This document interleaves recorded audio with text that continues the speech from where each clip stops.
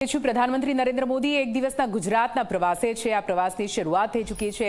કૌકુબા ખાતેથી હવે સીધા તેઓ સાણંદ જવાના છે, જ્યાં સાણંદમાં સેમિકન્ડક્ટર ઓસેટ પ્લાન્ટનું ઉદ્ઘાટન કરશે। કેન સેમિકોન દ્વારા 3300 કરોડના ખર્ચે આ પ્લાન્ટ બનાવવામાં આવ્યો છે। આ સેમિકન્ડક્ટર પ્લાન્ટથી ભારતના સેમિકન્ડક્ટર મિશનને ગતિ મળશે।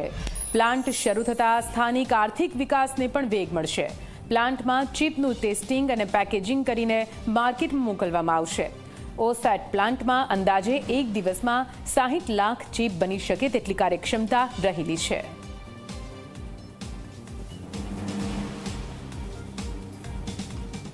સાણંદ ખાતે માઇક્રોન સેમિકન્ડક્ટરની શરૂઆત થયા બાદ એક મહિના બાદ આજે એ કેન સેમિકોનની શરૂઆત એ પ્રધાનમંત્રી નરેન્દ્ર મોદીના હસ્તે કે જ્યાં મોટી સંખ્યામાં એ લોકો જોડાયા।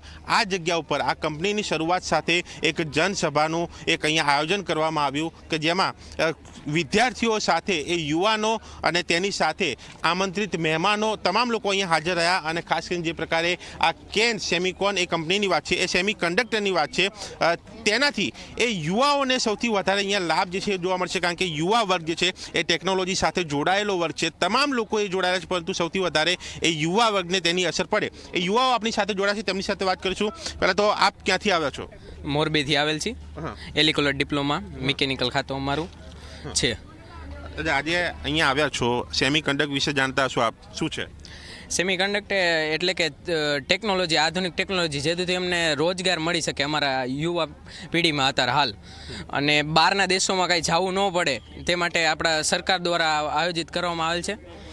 અને બીજું તો ચીપ બનાવવામાં આવે છે, જે આધુનિક ટેકનોલોજી હોય એના માટે કામ લાગે એ માટે। તમારે શું બનવું છે? પહેલાં મારે તો પોતે જ ગવર્મેન્ટ જોબ કર્યું છે આઈઓસીએલ ઇન્ડિયન ઓઇલ કોર્પોરેશન લિમિટેડમાં। સેમિકન્ડક્ટરમાં તમે શું યોગદાન આપવા માંગો છો?